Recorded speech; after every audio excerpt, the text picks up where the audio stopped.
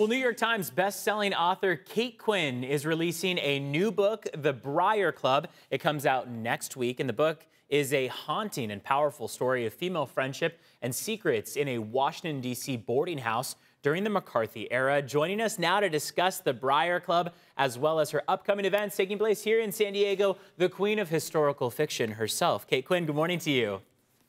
Good morning. Lovely to chat with you. Lovely to chat with you, too. Did you know when you started writing that you would be given that title, the queen of historical fiction? Absolutely not, and it makes me grin, and every time I hear it, I have to say. So I want to back up a little bit because your degree is in ancient and medieval history, right? So tell us about how that kind of like plays a role in all of your writing.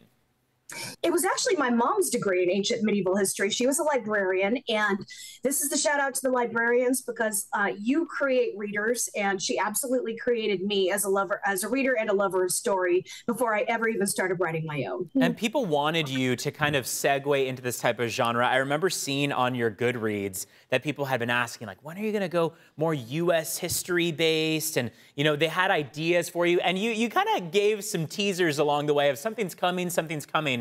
But tell us about the Briar Club. The Briar Club, in a nutshell, is a story about a group of very different women who all live in an all-female boarding house in early 1950s Washington, D.C., which is such a fabulous period. You know, it's the Cold War, the Korean War, the rise of McCarthyism. It is a lot of grist for a novel, and I really couldn't be happier that it's hitting shelves next Tuesday. Is it true that your husband had involvement in coming up with the idea itself? Yes, he did. And for one thing, he's not only an active duty service member, he's in the Navy, but he's also a fabulous cook on his time off. And this book has recipes in it since it revolves around a weekly supper club where the women bond. And all the recipes, with the exception of just one or two, were come up with by my in-house home chef.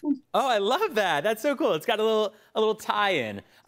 Tell us, I mean, 4th of July coming up. It's, it's U.S. history, basically. These are issues that, while they are historical, have relation to some hot-button issues that we're dealing with today, right?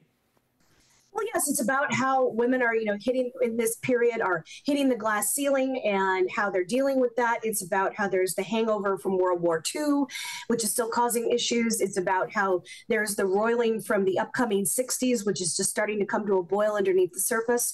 There's so many issues of the past that we can look at that are still relevant today. And so I hope that when readers read this book, they'll walk away not only with a lot of women that they can admire and enjoy having read their stories, but they'll also have some thoughts about, what it is to be an American, which is, I think, an increasingly complicated question these days. Yeah, absolutely. We in San Diego know we have a very dedicated book reading base here. We actually have a book club here at CBS 8, and you have a couple events that are going to be taking place here in San Diego. So we know that the readers are going to be coming out.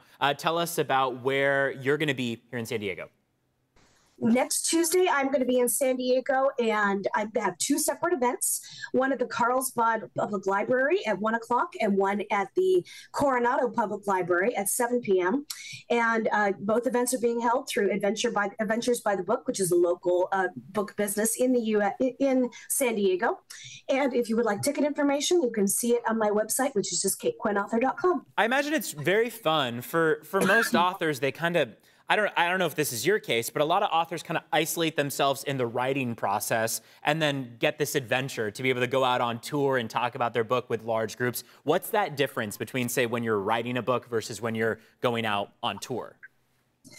Getting to meet the readers is such a treat because it is a very solitary job. So I can just say that I can't wait for next week to come around so I get to actually see all the readers face to face. It's so exciting stuff. Awesome.